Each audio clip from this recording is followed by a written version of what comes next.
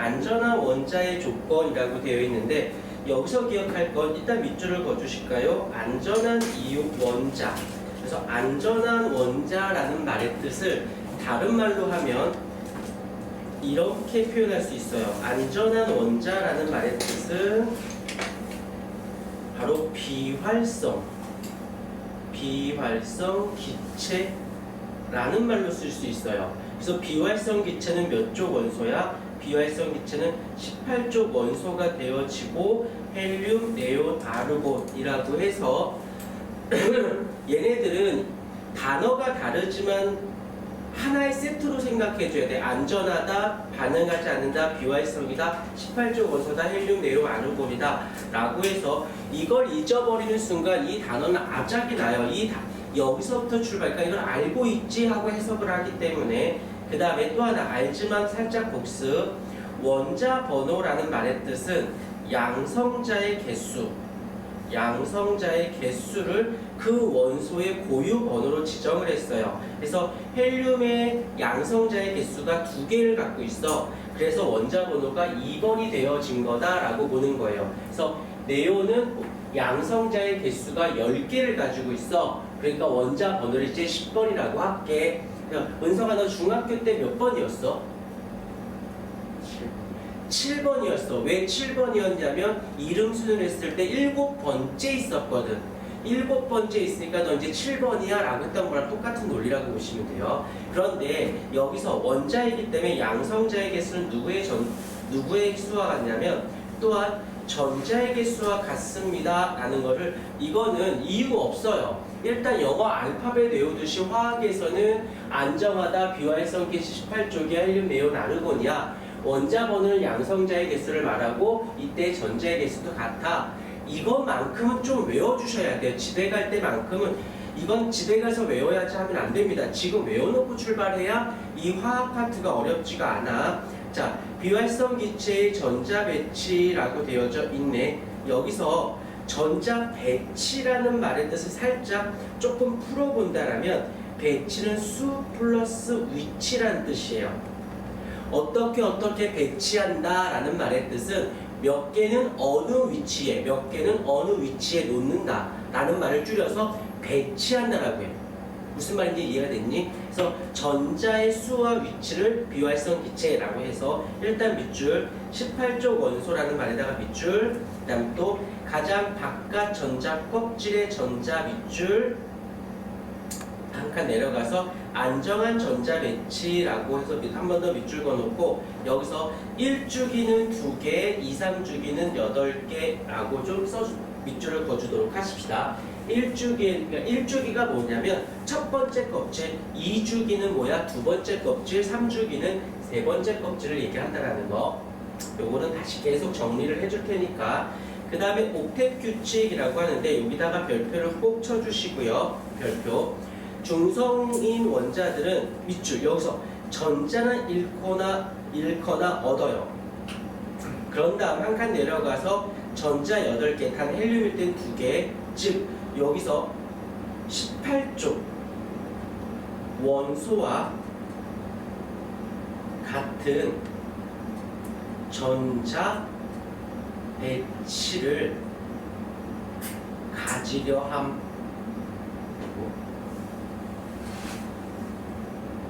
배치를 가지려 함. 자, 이렇게만 하면 조금 불편하니까 좀 잘 봐. 필기했죠? 나 좀 봐주세요. 지금 여기서 중요한 건 어떤 원소든 얘와 같은 전자 배치를 원해. 즉 다시 말하면 전자가 2개이거나 10개이거나 18개이고 싶어 하는 거야. 지금 다시 할게.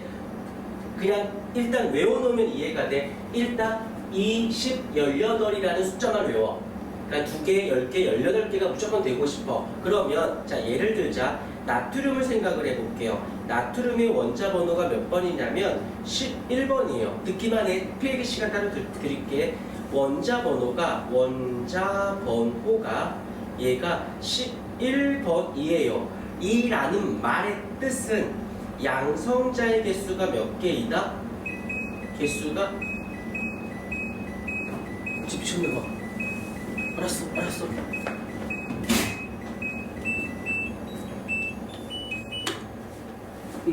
양성자의 개수가 11개이고 그 말의 뜻은 전자의 개수가 몇 개이다? 11개라는 뜻이에요. 여기까지 이해됐어. 자, 다시 원자 번호가 11번이면 양성자의 개수가 11개, 전자의 개수가 10개야. 그런데 이런 거 내가 지금 전자를 11개를 갖고 있는 게 중요한 게 아니라 18, 전자의 개수가 18개 셋 중에 누가 되든 상관없어요. 그럼 누가 되는 게 가장 제일 빠르니 전자 하나를 어떻게 하면 돼? 한 개를 잃어버리면 네온과 같은 전자 배치를 갖출 수 있지 않을까? 이해되니? 자, 그 다음에 한 번 더 해볼게. 이번엔 알루미늄이라고 있어요. 알루미늄의 원자 번호는 몇 번이냐면 13번입니다. 그러면 13번이니까 양성자도 13개고 전자도 13개야. 그런데 내가 알루미늄이 전자 13개를 갖고 있는 게 중요한 게 아니라 헬륨, 네온, 아르곤 셋 중에 누군가가 돼야 돼. 즉 2개, 10개, 18개가 돼야 돼. 그럼 누가 되는 게 좋아? 네온이 되는 게 좋겠지?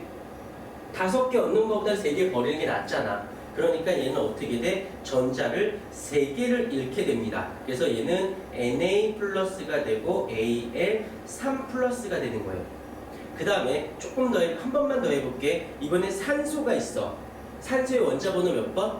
이라고 하면 8번이에요.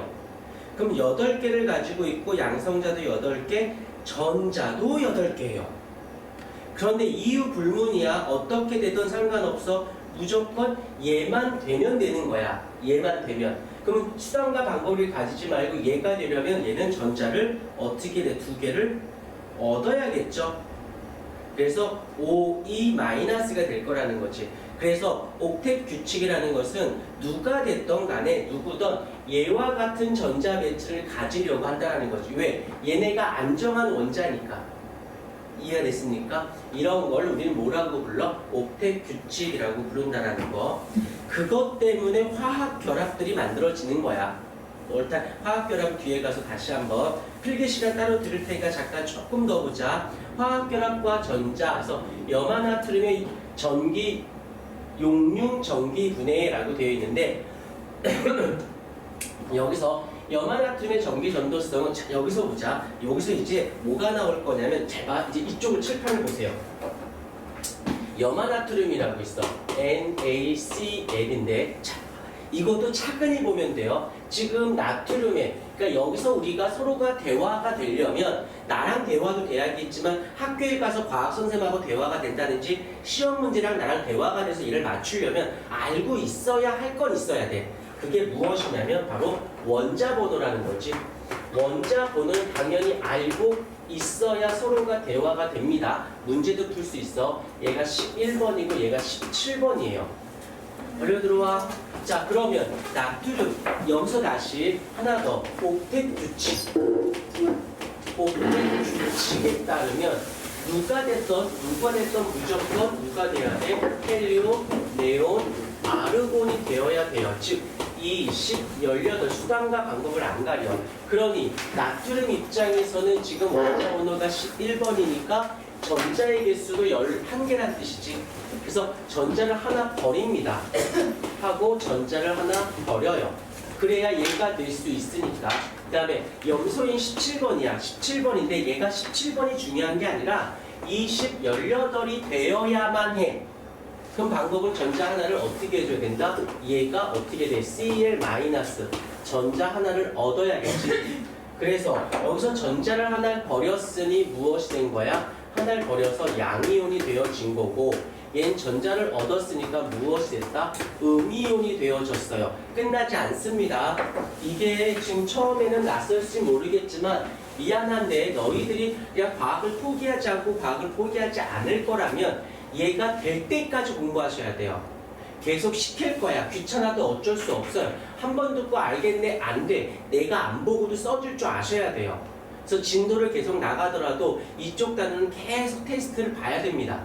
그래서 내가 알았어가 아니라 당연히 알고 있어야 된다는 전제 조건이어야 문제가 풀려. 그러면 얘가 지금 무엇이 정기적으로 플러스가 됐고 얘는 정기적으로 마이너스가 됐으니까 이 사이에는 뭔가 생겨? 서로 끌어당기는 인력, 즉 다른 말로 하면 정전, 기적, 인력이라는 것에 의해서 서로 끌어당깁니다. 그로 인해서 무엇이 돼? 결합이 형성이 되어지고 이걸 우리 무식한 말로 화학결합이라는 말을 쓰는 것이지. 그러면 이 화학결합은 어디서 출발한다? 바로 옥텟 규칙을 이렇게 하는 일들이 이런 걸 왜 해? 얘를 만족하기 위해서 이 원소들이 옥텟 규칙을 만족하기 위해서 이렇게 전자를 잃거나 얻었어요. 그로 인해서 화학결합을 하기 때문에 이 단어는 분리가 될 수 없다라고 하는 거야. 여기 앞에까지는 앞단원에서 배웠고 왜? 여기서 다시 여기서 이게 되려면 누가 전자를 잃는지 누가 전자를 얻는지 알려면 무엇을 알아야 돼? 바로 원자 번호를 알아야 돼요. 이거 모르고 할 수 있는 방법은 없어. 그러니까 하면 되겠지, 언젠가 되겠지, 안 돼, 지금 해야 돼요. 이 원자 번호는 바로 어디에서 출발한다? 주기율표에서 출발을 한다라는 거지. 그러니까 스토리를 잘 만들어 가야 돼. 주기율표에서 원자 번호를 알고 그로 인해서 옥텟 규칙을 통해서 양이온, 음이온이 설정이 되고 그 설정된 것을 통해서 화학결합으로까지 뻗어나가 주셔야 하나의 화학이 완성된 거예요. 오케이. 여기서 첫 번째는 주기율표상의 원자 번호를 반드시 기억해야 된다는 거. 그런데 여기까지 잠깐만 스탑. 그다음 두 번째 알고 가야 되는 제목 중에 하나 전기전도성이라는 단어가 보일 거예요. 전기전도성. 전기전도성이라고 하는데 이걸 하기 전에 전기전도성이라는 것은 전기를 통하는 정도라고 표현할 수 있거든. 좀 문장을 풀면 전기를 통하는 정도, 통하는 정도로 표현할 수 있어요. 그런데 이거 하기 전에 먼저 이거 전기를 통할 조건 다 알겠지만 딱 보면 책상은 전기가 안 통한다는 건 알지만 핸드폰은 전기가 통한다는 건 정도는 알고는 있을 거야. 누구는 전기 통하고 누구는 전기 통하지 않아 라는 말을 이제 도체, 전원체 이런 말을 쓰는데 조건이 있어요. 아무렇게 했을 때 전기 통하는 것이 아니라 일단 전자가 O와 아니면 이온이 반드시 존재해야 돼요. 얘가 있던 얘가 있어야 돼. 그리고 이들이 이동이 가능해야만 합니다. 즉, 이 통하기 위해서는 첫 번째 조건과 두 번째 조건이 모두 성립해야지만 전기를 통해요. 오케이.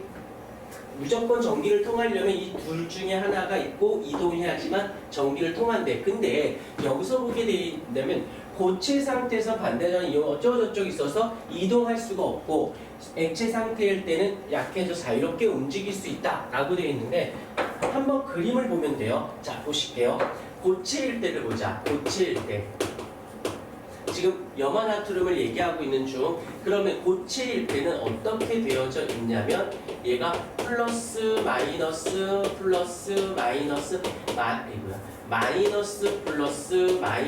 플러스로 얘네들이 고체일 때는 정전기적 인력이 뚫려 있어. 즉 이온은 있기는 한데 문제가 있어요. 뭐가 문제가 있냐면 서로 붙잡혀 있다 보니까 이동할 수가 없습니다. 그렇기 때문에 이동할 수 없기 때문에 얘는 전도성이 어떠하다? 없다 라고 얘기를 하는 거지. 그런데 두 번째 여기 두 가지 용어가 나오는데 용융 상태라는 말도 나오고 수용액 상태라는 말도 나오는데 한 번만 살짝 써주고 갈게. 용융은 열에 의해서 녹아. 근데 수용액은 물에 의해서 녹아. 을 우리는 용융 상태, 그 다음에 수용액 상태라고 하는데 이렇게 되었을 때 여기서 이렇게 용융이나 수용액 상태가 되면 이온들이 어떻게? 이온들이 이 이온이 이동이 가능해집니다. 그렇기 때문에 여기서는 전기 전도성이 있어요 라고 하는 거지. 여기까지 이해가 됐을 거야. 자, 그런데 나온 김에 조금 더 하자. 조금 더. 용융이나 수용형 상태에서 이온들이 나뉘어. 자, 여기 좀 볼까요? 자, 수용액, 물속에 녹은 상태에서 양이온하고 음이온이 나뉩니다. 말이 너무 길어. 사람들이 말을 줄였어요. 뭐라고 줄였냐면 물속에 들어가서 양이온과 음이온 나뉘어서 자유롭게 움직여 라는 말이 기니까 줄여서 뭐라고 해? 이온화라는 단어를 씁니다. 그래서 이온화라는 말의 뜻은 수용액 상태에서 양이온과 음이온 나뉘는 것을 말하네. 오케이, 이렇게 됐어요. 그런데 나온 김에 조금 더 갈게. 이온화가 아주 좋아.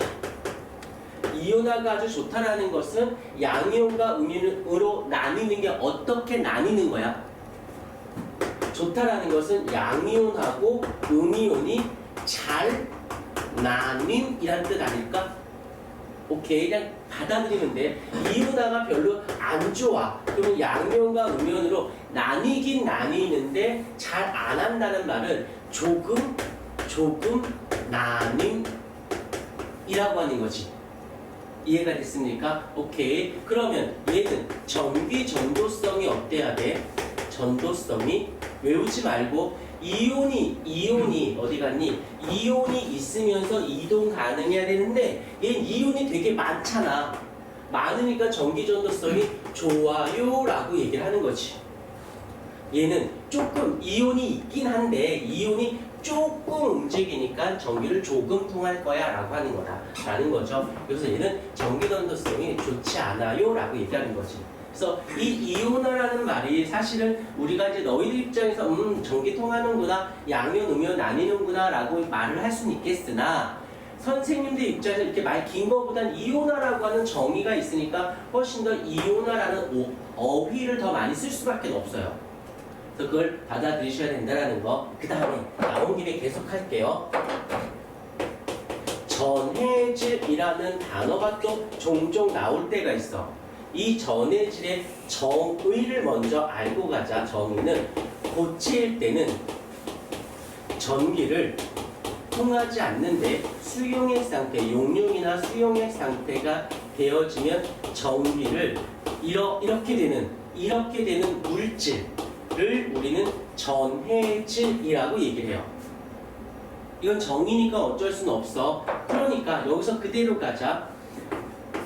이온화가 잘 돼요 라는 말의 뜻은 전기 전도성이 어떠하다, 전기 전도성이 좋아요 라는 뜻이겠죠. 라는 말의 뜻은 전해질이 강전해질이라는 말을 써도 될까? 전해질이라는 것은 고체 상태 전기를 통하지 않다가 수용에서 전기를 통해. 그게 강해, 잘 돼.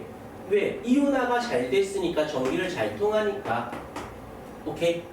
오케이. 요거까지도 연결시켜서 가지고 이게 하나로 딱 외우는 게 아니라 일단 포인트를 먼저 잡아줘야 돼요. 그래서 여기 스토리가 되게 중요해. 이걸 갖고 결국엔 저번 앞쪽 단원과 이쪽 단원은 요걸 누가 더 자유자재로 자유롭게 핸들링할 수 있느냐.